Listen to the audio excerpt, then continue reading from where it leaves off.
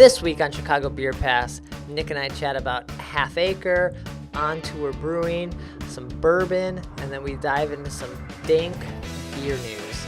All that and more on this week's episode.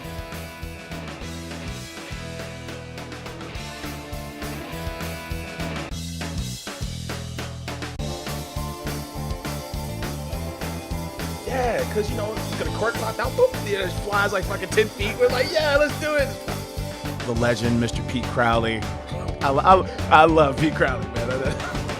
How's that beer? It's what you think it is. It'll be like the stuff you hear. You ever go to, every time you go to Floyd's, all the music sounds like this. Raw, raw, raw.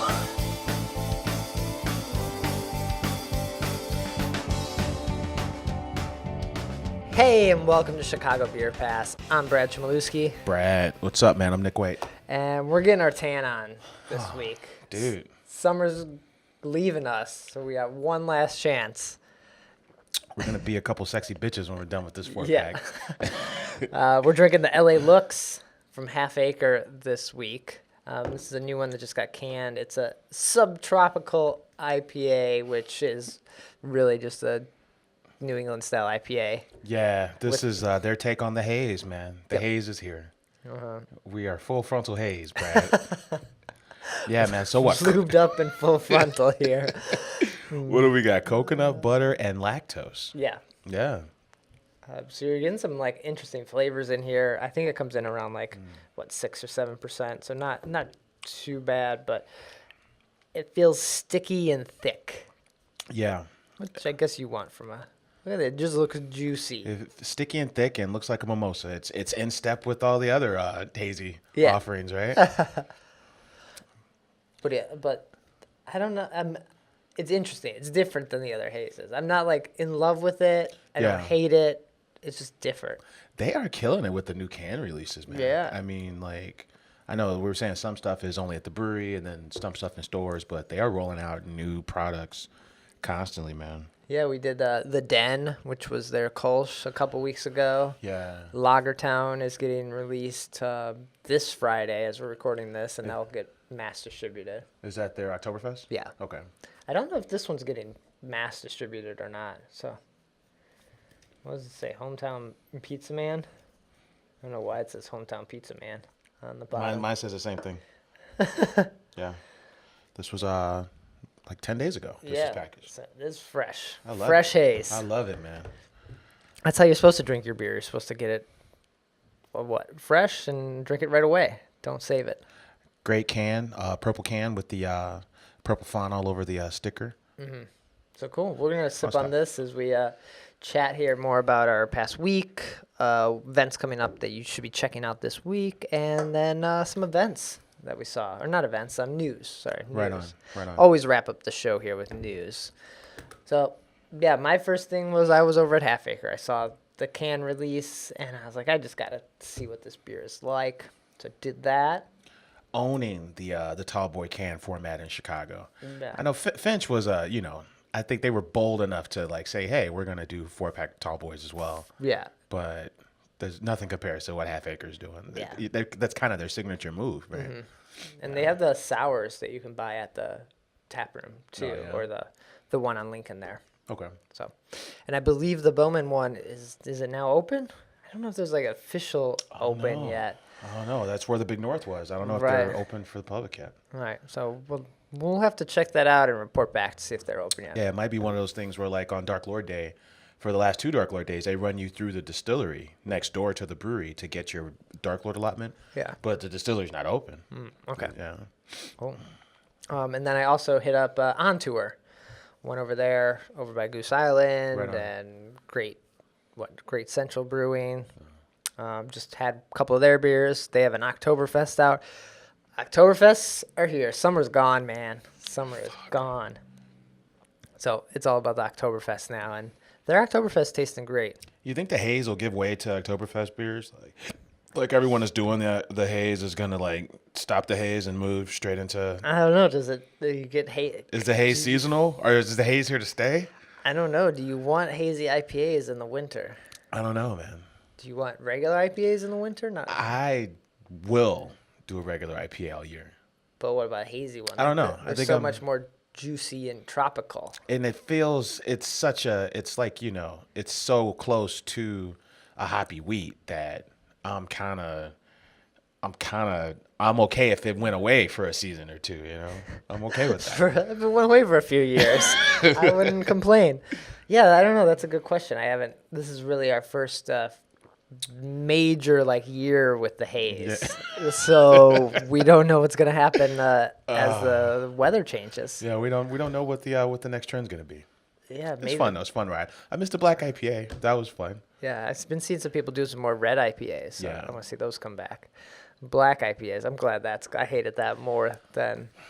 It was the one where, of the most recent phases, it was the one where if it wasn't good, it was just straight up 12 ounces of chocolate covered in ash. Yeah. It was bad.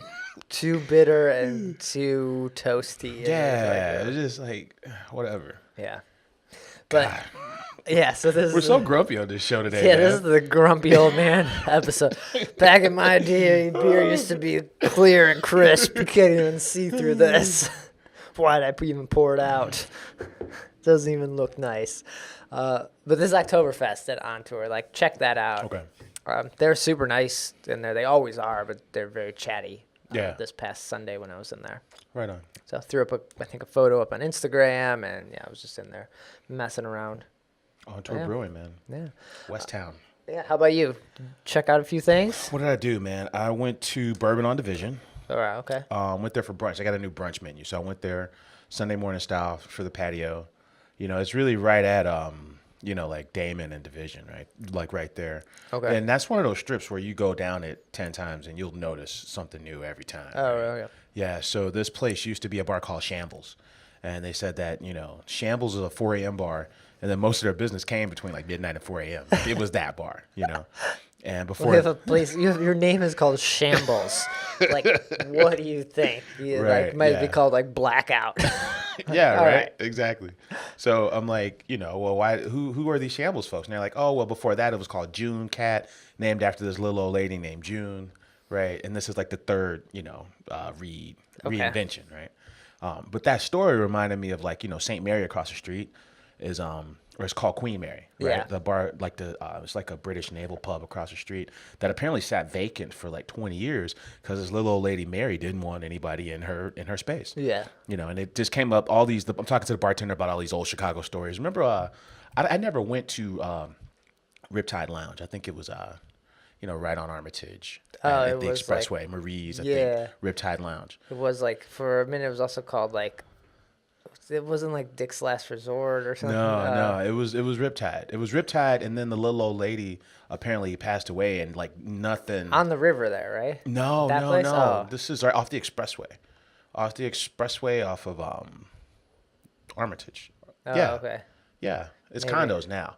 Oh, but anyway, it was owned by a little old lady, right? Okay. And then the bartender had all these stories about these women who own these bars throughout the city. And it was kind of a cool story, Oh, man. Oh, but Bourbon on Division is the latest reinvention of this place. And the difference is they've got a revamped upstairs space where they're going to do music events and have parties, that kind of thing. Oh, cool. Yeah. Oh, but a scratch kitchen and beers on tap. Windy City's in there pretty heavy. Oh, awesome. Okay. So, and then I got a little lesson on whiskey. So that was good. That's I did that this week. That's okay. Yeah. Cool. That was it. I felt like I saw a couple photos on Instagram from you. Yeah, I went to Old Town Social. Okay. So Old Town Social is the crew. Bottleneck is the crew, and they also own House and Hood and the Boundary. It's that group. Yeah. Right. And we've been to House and Hood, and so this place has a new game room in the lower level. So Old Town Social is a really big space. This bar downstairs is a private party space that's got its own 8 tap system. And they were debuting it that week with a bunch of games like a giant Jenga and a big ass Connect 4, 15-foot Connect 4 kind of thing. Damn. No, maybe not 15 feet, but it's really big. Just big Jenga. Big Jenga. Big Connect 4. Big Jenga is fun. Yeah. And I was asking about House and Hood. I'm like, which one of these of the 3 is the busiest spot, And they're like, well, it's probably this one or House and Hood. But House and Hood, they got their notice that they have to vacate, I think by the end of this year. Okay. Because the building got sold. to I think a group from Los Angeles. So they're kicking out House and Hood. They gave them a proper notice, but then they're also kicking out the Tribune. That's crazy. Yeah. This is Tribune Tower we're talking about here, and they're kicking everybody out and turning the whole thing into condos. They're turning that into condos. Like, Yeah. why would you want to live? That's like the worst place to live in Chicago. You're also right next to the new Apple store, right? You are right there, and Pioneer Court, they're calling it, right off the river. Yeah, so worst place for condos. It's a great building. It's a cool building. I'm kind of sad to see like it's gonna be, that. Yeah. So I feel like you get so upset being like everyone's just down there shopping because it's all tourists, and you're trying to like. Yeah, it's that side of the loop is pretty gross. Yeah, with out of towners. Mm-hmm. Yeah. But this little game room was pretty cool. Yeah, the game room was solid. The food's really good down there. Your typical bar food, just really well done. Like your spicy chicken egg rolls and like flatbread pizza with arugula and shrooms, that kind of thing. Oh, cool. Okay. Yeah. Fun space, and you can rent it out, and there's massive TVs in there as well. Old school feel, big leather bound chairs and couches. Nice. It's a solid place. Granite. These sorts of things. All right. Nice. Yeah. So it was cool, man. So there's a couple things you made too. Anything else? No, it was actually a slow week, man. Oh man, we did hit up a couple breweries and we did that, but yeah, I guess. Yeah, it was slow, man. A little whiskey brunch and trip to the game room. Not bad. Okay. Well, we found a few events coming up this week that you should be checking out. So we'll run down that, but it looks like Nick has a big list of news here. Yeah, for sure. For us. So on the calendar, what do we got coming up? Let's see. We'll start with this weekend, Saturday the 2nd. Maplewood is having a Dunk the Brewer party at Bucktown Pub Saturday from 1 to 6. Okay. So we got 6 breweries here. It looks like Around the Bend, Two Town Cider, Ailman, Beguile, Temperance, a few more. They're raising money for the Alzheimer's Association. Nice. Yeah, so Very cool. that's Saturday at Bucktown. The day before that, on Friday, is the Pantsless Pale can release at Alarmist Brewing and Taproom up there. So you can go there, pick up cans, try it. This is the first time this beer is getting released in cans, so make sure you pick some up. If I don't make it up there on Friday, I'll be looking for it in stores for sure. Yeah. So Friday's covered, Saturday's covered. What else? Friday, we'll go back to Friday again for Sourfest at Link's Taproom. Okay. Yeah, so they have a collab with On Tour Brewing, where Brad was this week.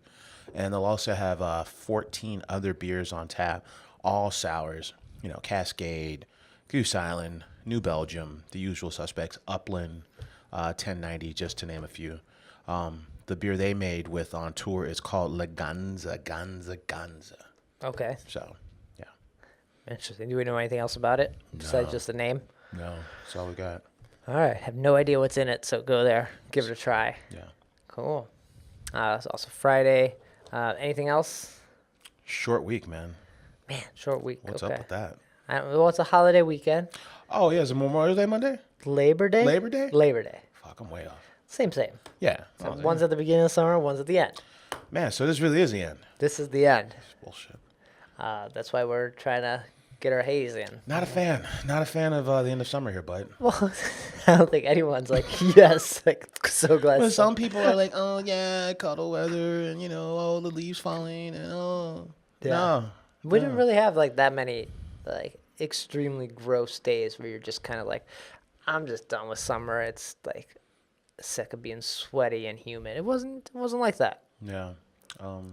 I could go for another 2 months of summer. Okay, sounds good. We'll try to live that dream here with the LA looks. And then, as always, we try to book in the show here with some news, and we got quite a bit this week. So let's start rolling through this. Yeah, right on, man. The good folks at Forbidden Root, we've had them on the show quite a bit. They have a series of beers. The third one is coming out this week. It's called Atomic Child. So it's all about the haze. It's Beer 3 in a collaborative series with a local artist named Tony Fitzpatrick. So this beer has citric, mosaic, and orbit hops. It also has white wine grapes. Oh, okay. And it's getting released in cans too, right? Yeah, it's getting released in cans, and it's also going to be on tap this week over at Forbidden Root. Nice. Yeah. We were talking about Imperial Red ales, so it looks like Irresponsible is an Imperial Red from Bucktown that's going to get released this weekend on Friday. That's a bourbon barrel-aged Imperial Red. Few bourbon barrels were used for that. That sounds pretty good. I haven't heard much from Bucktown recently. They do a really good Oktoberfest party. Their Oktoberfest party is going to be on the 16th. Their Oktoberfest is really nice. Nice, yeah. Their party is real good, too. I definitely dig their beers. I like their branding. But I don't know, just haven't heard or seen much from them lately. Yeah. Great tap room, too. Yeah. I really enjoy their space. Unani's having their 4th anniversary already. What? Yeah, that was quick. But not even a year in this new space. Not even a year. I think they've barely been there like 8 months, 6 months, right? Yeah. So their 4th anniversary is this weekend, all weekend. Some barrel-aged treats, coffee, pizza, the whole nine. Up in Niles is where their space is. And you've been up there before. I dig their space. It's in a gigantic strip mall. Okay. Gigantic strip mall. It's right next door to like the Bollywood theater place. Man, I've been thinking about checking them up. Man, this would be a good time to go, but I'm going to be out of town. Where you going, man? Minnesota. Going up to Soda? Yeah. You driving? Yep. Right I'll be drinking some Surly. There you go. And I don't know, whatever other Minnesota beer there is up there. And D Brewing's up there. That's pretty good. So I'll be hitting that up. So Unani will have to wait for me, but everyone else should check that out because their beers are really good too. And another brewery that you don't really see around that often. Yeah, I enjoy their sour stuff, and their sister project, Hubbard's Cave, is all about like hot forest styles too. Same crew doing those 2 different brands. So we talked about the big hurricane down in Houston. We were talking about that in the pregame. Yeah. Anheuser-Busch, they have a Cartersville, Georgia facility where they're cranking out emergency drinking water in cans, man. They're shutting off the Beechwood aged lager with rice and replacing it with water. So it's not much of a change for them, but they do this pretty often when there's like an emergency, and if there's a brewery nearby, they'll do this and ship canned water over. Yeah. So good for them. Yeah. You know, let's see what else. Oh, Oak Park Microbrew Review, or you were last week. Apparently, it's a competition. They pick a style, and then they have all the brewers brew the style, and then they judge who wins the competition. I didn't know that. I didn't know that either. That's what we didn't talk about last week. So I ran across it this week. So apparently, last year, Bucktown won the competition. Okay. This year's competition was a pale ale using Vic Secret hops. Vic Secret is like it's an Australian varietal. They refer to it as a lighter, milder version of the Galaxy hop, which is also an Aussie hop. The 2017 winner is Old Irving Brewery. Yeah, they won with a beer called the Polite Dingo. Oh, okay. Yeah. Dingo's like that dog those stray dogs that run around in Australia. Oh, okay. So they named it after that. Dingo ate my baby. Yeah. All right. And you've been to Oak Park Brewing too, right? Old Irving? Old Irving, sorry. Old Irving's nice. Yeah. Oak Park Brewing is a different brewery that I think is of Hamburger Mary's people. Yeah. Yeah? Yeah. Okay. There is Oak Park Brewing. Yeah. But Old Hamburger Irving. Mary's, man, those guys are a trip. But Old Irving. Yes, Old Irving is really good. The guy was I think he was a full-time chef before this project. Yeah. And that was going to be like a food-focused, it is a food-focused like brewery. Okay. Yeah. Good stuff over there. That's on the northwest side, maybe a half a mile from Lake Effect, right down the street. Yeah. Nice. And the good folks at Lagunitas released a cannabis beer this week. Oh, okay. Or a couple weeks ago. They're calling it Super Critical Ale. How is this any different than their other beers? Are we really surprised? Yeah, their other beers are pretty dank. Yeah, and they're the hippie crew, right? There's metal. What did the Lynx guy said? There's the preps, there's the metalheads, and there's the hippies, and those are usually the categories in brewers. Yeah, so Lagunitas definitely falls in the hippie category. This beer is at the California location only so far. Right, because what are they can't. It's basically, is it is there THC in it? No, there's no THC in it. So, but it does have terpenes and aromatics from cannabis. But they only made 60 barrels of it, and they only made it at the Cali facility. I mean, so I'm assuming they would make it again. But they partnered with a crew called Canacraft, which has they have like a cannabis infused wine that they do. So that crew is in California. So I think that's why the collaboration was. Like, I don't think they could even brew it here in Illinois because are they using actual cannabis in it? Right. So what it sounds like is that they're using essential oils and extracts from cannabis, but without the THC. Okay. So, I mean, I don't know. What's illegal? Like, is cannabis illegal in Illinois, like, with THC and without it? You know what I mean? Because you could have cannabis with no THC in it, right? THC is the psychoactive component that makes you feel high. Right. Yeah. I think it's with or without because you could have. There's this CBD